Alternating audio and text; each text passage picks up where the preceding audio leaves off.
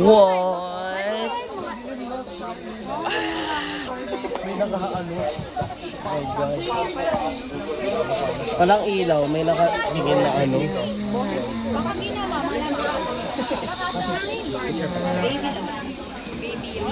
I'm sorry. Excuse me, sorry. Sorry. Ano meron doon, ma'am? Kamay ni Jesus. Pero meron dito sa baba. Okay, ikot lang po tayo. Oh, hail Jesus.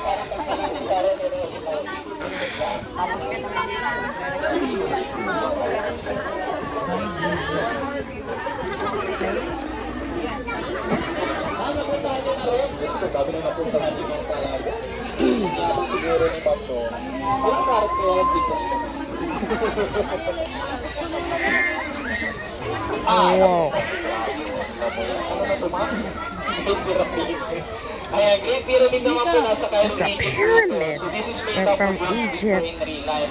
Ayan, so this is, it was built by the Egyptians. Ayan, so bali yung tatlong pyramid, ito yung tinatawag nilang the king, the queen, and the unfinished chamber po yung pinakamaliit. So yung pinakatugtog ng mga pyramids na yan is nakapoint po po siya o nakaturo daw po siya sa tinatawag po nilang constellation. O yung kung napapansin niyo po tuwing gabi, yung tatlong bituin sa langit na magkakalinya, doon daw po nakaturo yung tatlong pyramid na yan. So ancient wonders pero existing pa rin po yan. One of the oldest attraction na po yan. Okay, forward po tayo.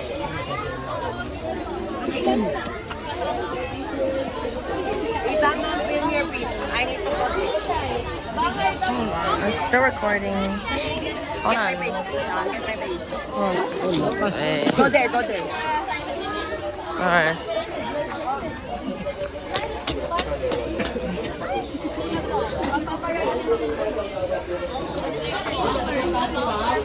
Uh-huh. Briefly in 1,000 Excuse me. Excuse me. Excuse me. Pardon me. Excuse me. Pwede kami magsabay dalawa. Nice.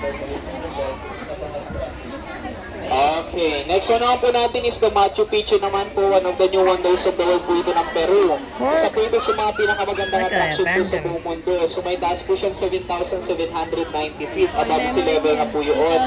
Nasa bundok po yung pinakamagandang attraction po yun dyan. Bago po kayo makaakyat, sasakay po kayo ng tren. Habang umaakyat po yung tren, nalilas po yung oxygen na isang tao. Ganun po siya kataas po in real life. Yeah, so yung Machu po, ibig sabihin po is peak. Machu means old pala, sorry. Machu means old, Picchu po means peak. Kaya tinawag po siyang Machu Picchu, ang bahanan ni Pikachu. Yeah, Pikachu. Ano narinig na rin yung dinosaur sa Uh-huh. To Peru. Peru. What a...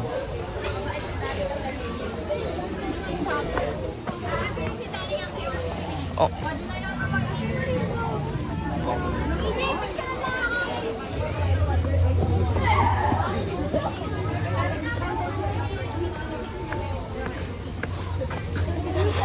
Oh!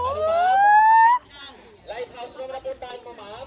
That's what the lighthouse looks like. Okay, sige na dyan. Okay, Lighthouse of Alexandria po, one of the ancient wonders of the world po siya ng Egypt. Yan, so this picture naman po, ginawa po siya as guide po ng mga seafarers, yung mga mandaragat. Kaya kung mapapansin niyo po yung statue sa may taas, so po sa the God of Sea. Yan, so bali this miniature po, ancient wonders of the world na rin po siya kasi nasira po siya ng tatlong sunod-sunod na lindol. Ang iba po siya, kaya naging part na po siya ng mga ancient wonders. Wonders of the world. Sa Ilocos pa. Give me it.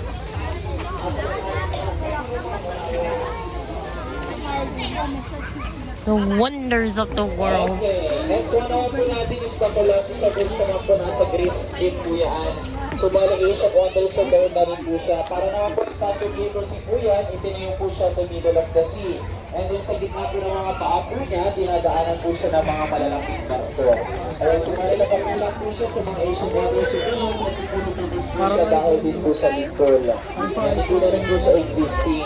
Kaya same po sila ni Statue of Liberty, nagsisimulas po sila ng freedom or kalayaan. Looks like a Statue of Liberty. Isawin po sila ni Statue of Liberty na nasa New York. Oh, it is a Statue of Liberty. Mara, you're on the way. Hello. Get out of the way. Wait, Thailand. Hey. Yeah. Hey.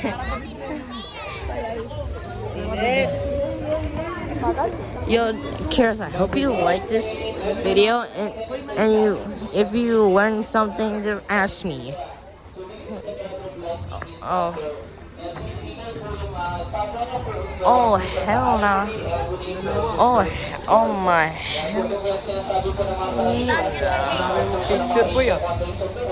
Kasi po nasilabas po siya sa lindol. Dad, get yourself your page. Get your own page. Dahil po gumawa po siya sa gold. Pero yung totoo, nasa alin. Wow. Whoa.